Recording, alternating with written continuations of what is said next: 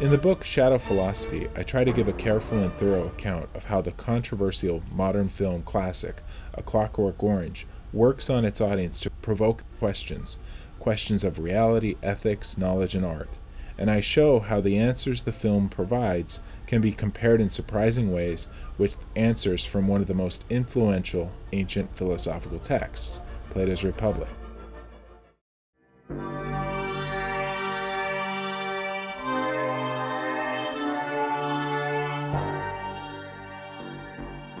A face you won't easily forget appears on screen, centered, outlined sharply in the dark.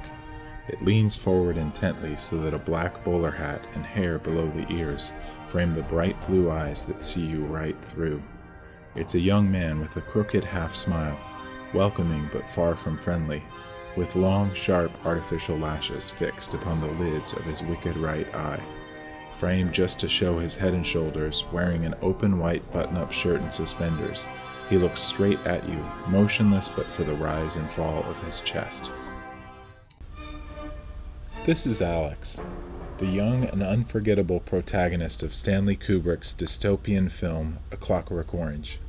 Kubrick opens the film on this image of his face, looking in the direction of the audience as if to suggest he can see us, and he speaks to us as well, telling us how he sees the story that unfolds upon the screen. This puts us in a position to compare what he says and what we see, and the film as a whole encourages us to think about the role of words and images in shaping our sense of what is real and important.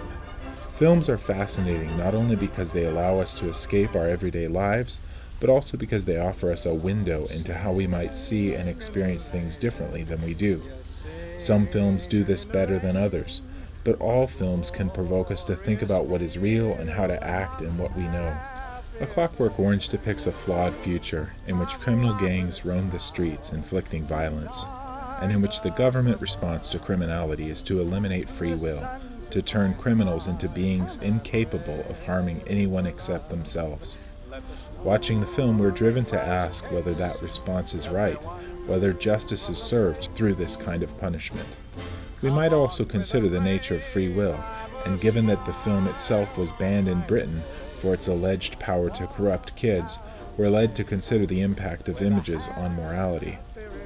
Interestingly, given that this modern classic depicts a flawed futuristic society, a dystopia, the film resonates quite a bit with an ancient classic text, Plato's Republic, which depicts an idealized ancient city, a utopia.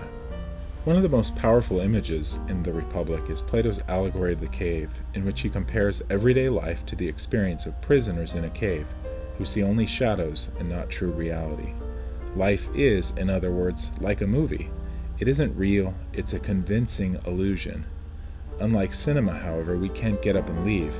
We can only learn to think differently about it, to ask questions that help us see through the illusions. This central image from Plato's Republic resembles one of the most disturbing scenes in A Clockwork Orange, in which Alex, the lead character, is strapped to a chair and forced to watch violent films.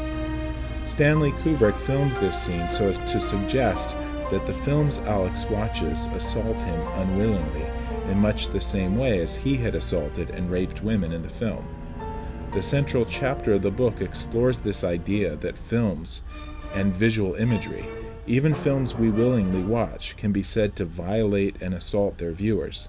The book examines the question, as old as Plato's Republic, of the moral impact of stories. To say that films can be philosophical is just to say that they can provoke audiences to think and discuss philosophical questions. Shadow Philosophy was written in the hopes of provoking such questions and of encouraging readers to look at films differently.